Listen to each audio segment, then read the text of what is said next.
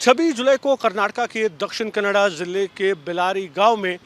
BJP Yuva Morcha के नेता प्रवीण नेटार की हत्या की गई थी। इस मामले की जांच कर रही दक्षिण कन्नड़ा पुलिस को आज उसमें बड़ी कामयाबी मिली जब पुलिस ने प्रवीण नेटार पर हमला करने वाले तीनों हमलावरों को गिरफ्तार कर लिया। हमलावरों की पहचान शहाबुद्दीन, बशीर और रियाज के तौर पर की गई है और तीनों हमलावर दक्षिण कन्नड़ा जिले के ही रहने वाले हैं।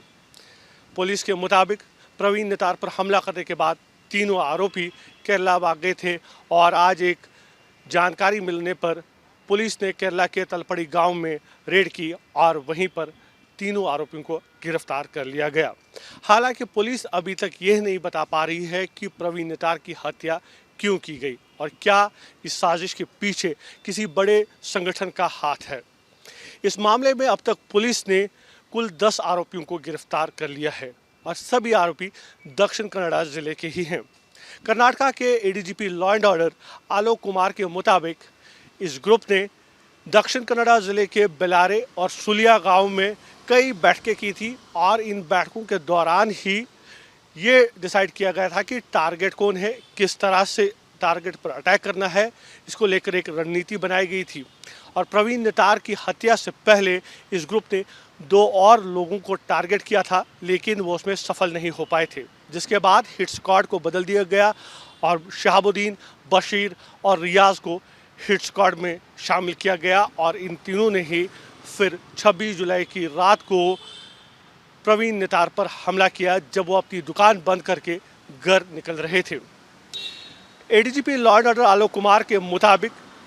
जो 10 लोग अभी तक गिरफ्तार किए गए हैं उनमें से कई लोगों के लिंक पीएफआई से है और जांच टीम को इसके सबूत भी मिले हैं। लेकिन क्या पीएफआई के कहने पर ही प्रवीण नेटार पर हमला किया है, ये अभी तक स्पष्ट नहीं हो पाया है। लेकिन जिस तरह से इस साजिश को अंजाम दिया गया है, जिस तरह से प्लानिंग की गई है, टारगेट को चुना गया है, उससे ये बात साफ होती है कि ये एक बड़े संगठन की साजिश हो सकती है। और पुलिस अब ये भी जांच कर रही है कि इस ग्रुप को कौन सा संगठन फाइनेंस कर रहा था, कहां से आर्थिक मदद मिल रही थी इस ग्रुप को, क्योंकि जिस तरह से प्लानिंग की गई थी, स्ट्रैटेजी बनाई गई थी, उससे ये तो साफ है कि इनके पीछे कोई बड़ा संगठन था। वही जिस तरह से प्रवीण नेटार के बाद हालात बने थे और कर्नाटक सरकार पर दबाव था कि इस मामले को एनआईए को सौंप दिया जाए, जिसके बाद कर्नाटक सरकार ने जांच एनआईए को सौंप दी और एनआईए के कई अधिकारी दक्षिण कन्नड़ा जिले में मौजूद है इस समय। लेकिन फिलहाल कर्नाटक पुलिस का कहना है कि इन सभी आरोपियों से पूछताछ की जाएगी और जो वेपन था जिसे हमला किया गया वो बरामद किया जाएगा। उसके बाद जो है पूरा मामला एनआईए को सौंप दिया जाएगा और आगे की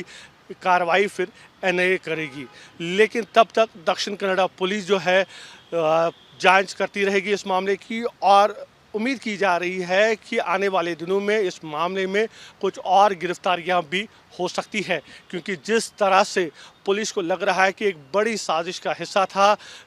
जहां पर कई दूसरे राज्यों से भी तार जुड़े हुए हो सकते हैं। ऐसे में पुलिस आगे की कार्रवाई करने जा रही है और कुछ दिनों में और गिरफ्तारियां भी की जा सकती है।